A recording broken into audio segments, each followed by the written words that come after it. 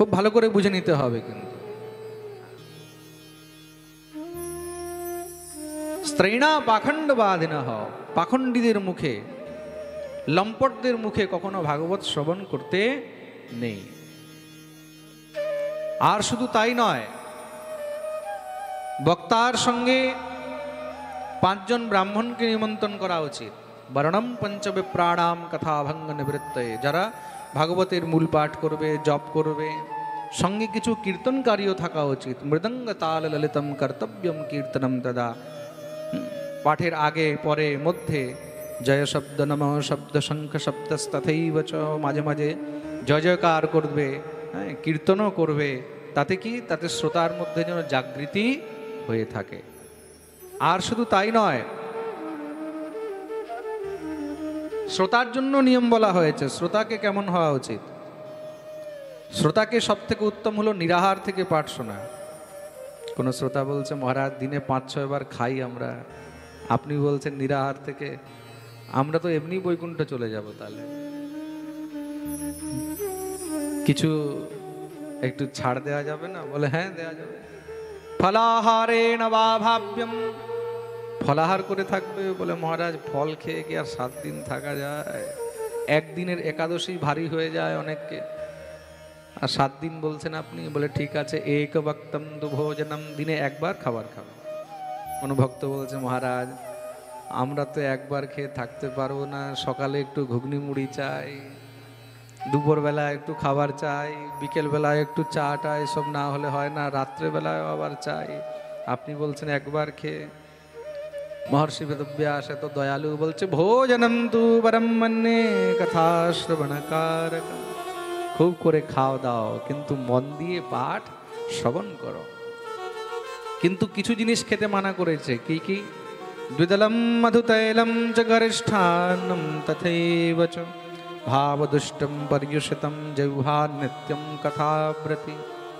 বেশি তৈলাক্ত জিনিস, বেশি তেল মশলার জিনিস, আর যেগুলো দুর্গন্ধযুক্ত জিনিস, পেঁয়াজ রসুন, ভাবদুষ্টম, খুব মন দিয়ে শুনবে, আমিষ ইত্যাদি কখনো ভক্ষণ করতে নেই। কোনো প্রকারের এইসব জিনিস ভক্ষণ করে পাঠ শ্রবণ করলে কোনো পুণ্য তো হবেই না, উপরন্ত আরো পাপ হয়ে যাবে। প্রেম সে বলো রাধে রাধে। এগুলো নিয়ম বলা হয়েছে। আর শুধু তাই নয়, কোনো প্রকারের নেশা দ্রব্য ইত্যাদি করে পাঠের মধ্যে বসতে নেই, তাহলে তার সর্বথা শুধু অমঙ্গলই হয়ে থাকে। আর যদি কেউ ম্লেচ্ছ হয়, জবন হয়, খুব মন দিয়ে শুনবে, তারাও যদি পাঠ শুনতে চায় তাহলে তাদেরকে দূরে বসে পাঠ শোনানো উচিত। কোনো সময় ভাগবত মঞ্চ ইত্যাদির মধ্যে ওঠানো উচিত নয়। আজকাল যেরকম অনেক জায়গায় কি হচ্ছে, আপনারা শুনে আশ্চর্য হবেন, অনেক জায়গায় পাঠের মধ্যে যে আর্টিস্টদেরকে ডাকা হয় তাদের মধ্যে অনেক মুসলিমদেরকে মঞ্চের মধ্যে বসানো হচ্ছে। পাঠকরা এটাই ভুলে যাচ্ছে যে এটা হরিভক্তির প্রচারের জন্য, সনাতন ধর্মের প্রচারের জন্য, তা সেখানে কোনো অপবিত্র মানুষকে উঠতে দেওয়া উচিত নয়। তা সেখানে দেখা যাচ্ছে স্টেজের মধ্যেই কিন্তু বিধর্মী আর্টিস্টদেরকে নিয়ে বসিয়ে রেখে দিয়েছে। কেন? ওদেরকে তো গান বাজনা হলেই হলো, এটা দেখে না যে তারা কি বৈষ্ণব, হিন্দু ধর্মগ্রাহী, এসবও ভুলে যায়। তো এদের থেকেও সাবধান থাকতে হয়। তার জন্য আপনি যদি আপনার এখানে পাঠের জন্য কাউকে ডেকেছেন, তখন তার সঙ্গে যে যে এসেছে সবার একবার জানকারি করা উচিত। কোনো আমিষভোজী যদি এই মঞ্চের উপরে বসেছে তাহলেই কিন্তু সেখানে সব বিফল হয়ে যাবে। খুব মন দিয়ে শুনবে। তার জন্য ভাগবত মঞ্চের মধ্যে কোনো আমিষভোজী থেকে নিয়ে, বিধর্মী থেকে নিয়ে ইত্যাদিকে বসানো উচিত নয়। যে বসাবে তারও পাপ, যে নিমন্ত্রণ করবে তারও পাপ অবশ্যই ভোগ করতে হবে। তার জন্য একমাত্র শুধু বৈষ্ণব, ভাগবতের মধ্যে বৈষ্ণব ছাড়া অন্য কাউকে বসাতে নেই। হরি ভক্ত, কৃষ্ণ ভক্ত, যে বিষ্ণু দীক্ষাবিহীনানাম নাধিকারঃ কথাশ্রবে, যে বৈষ্ণব মন্ত্রে দীক্ষা গ্রহণ করেনি, যে কৃষ্ণ মন্ত্রে দীক্ষা গ্রহণ করেনি, তাকে ভাগবত বলা তো দূরের কথা, সেখানে মঞ্চে বসারও কোনো অধিকার নেই। প্রেম সে বলো রাধে রাধে।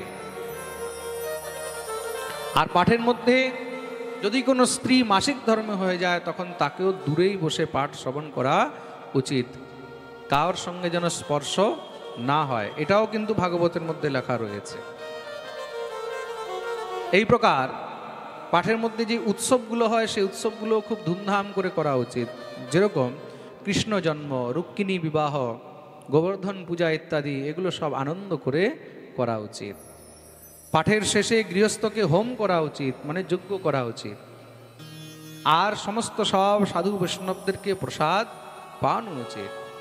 আর উচিত দ্রব্য দক্ষিণা ইত্যাদি দিয়ে তাদেরকে বিদায় করা উচিত, তাতে যেন তারা সব খুশি হয়ে যায়। আর ভাগবতের কাছে একটি প্রার্থনা করা উচিত, হে প্রভু আমি কিচ্ছু জানি না, মন্ত্রহীনম ক্রিয়াহীনম ভক্তিহীনম জনার্দন যৎপূজিতম ময়া দেব পরিপূর্ণম তদস্তু মে।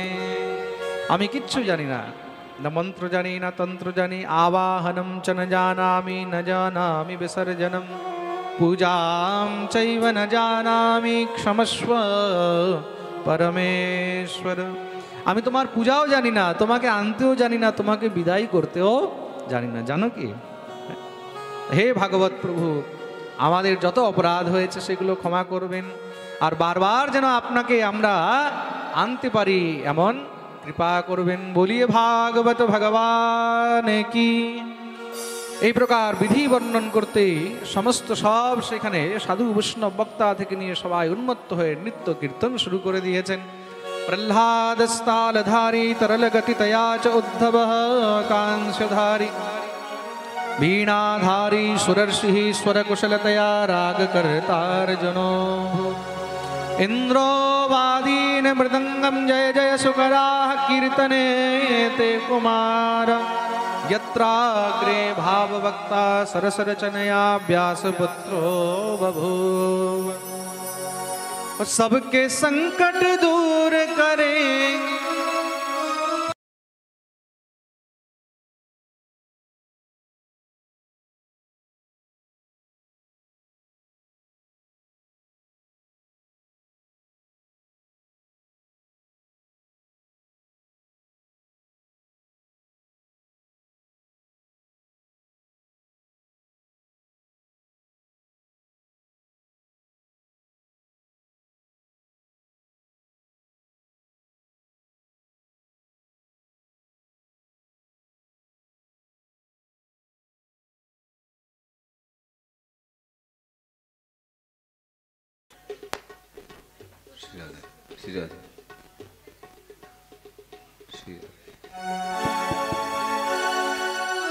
তা আসুন আমরাও সবাই মিলে সেই দিব্য ভগবতী রাধারানীর গুণগান, হ্যাঁ সেখানে যখন কীর্তন হচ্ছে তাহলে আমরা কেন বাকি থাকি, আমরা একটু গুণগান করি। সবকে সংকট দূর করেগি হো, सबके संकट दूर करेंगी वो बरसाने वाली, बजाओ बजाओ बजाओ राधा नाम की ताली, बजाओ राधा नाम की ताली। ओ राधा राधा राधा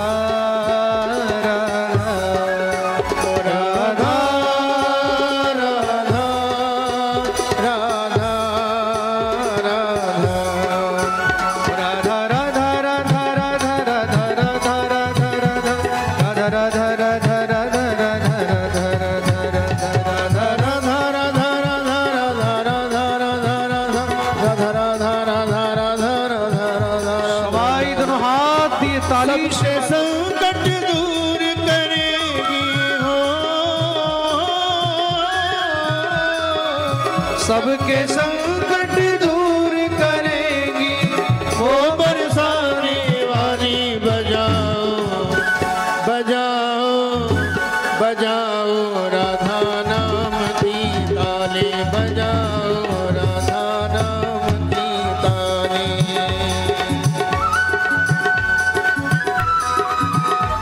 बोलिए राधा रानी की।